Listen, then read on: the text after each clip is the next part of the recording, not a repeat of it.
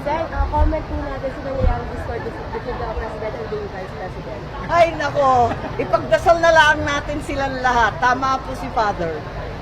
Close pa rin mo kayo, ni BP? Oh. Close pa rin mo kayo, ni BP? Well, napunta lang ako dun sa veterans dahil nangyari po sa aking mga department heads na kinulong. Kaya sinisigurado lang natin na okay yung mga nadadamay na empleyado. Opo.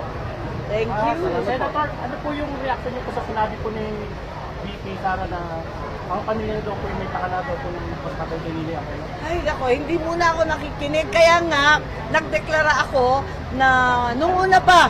Kasi alam ko na magkakabangayan ng ganito at talagang maghahagisan ng putik. Kaya noon pa, sabi ko na, nako, mag-independent ako, trabaho na lang.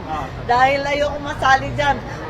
Masakit sa kalooban, tapos madadamay ka pa. Nako, iwas na lang, trabaho muna tayo sa palengke muna, sa mga luwala muna, at sa pamimigay ng mga titulo, yung mga CLOA sa ating Agrarian Reform Beneficiaries. Kasi batas ko yun eh.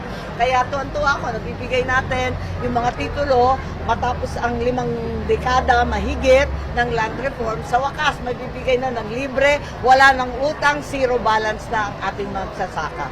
Mayor, Senator, ano po ang birthday wish ninyo sa hindi lang sa Pampanga, pati po sa mga Pilipino? Ano po ang birthday wish ninyo? Nako, ang birthday wish ko, di ba nanonood tayo ng American election? Panay ang usapin tungkol sa American Dream. Napaka-ambisyoso ng Amerikano. Talagang gusto nila sumikat, yumaman, maging celebrity. Iniisip ko, ano kaya yung pangarap ng Pilipino?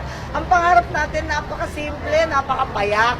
Deserve natin makuha yung simple at payak na pangarap na yan na busog lahat ng pamilya, makatapos yung anak at may bahay kahit paano. Deserve naman natin talaga ang napakasimple na pangangailangan at mithiin ng bawat Pilipino.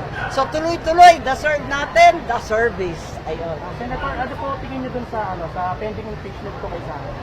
Ay nako, sakit ng ulo.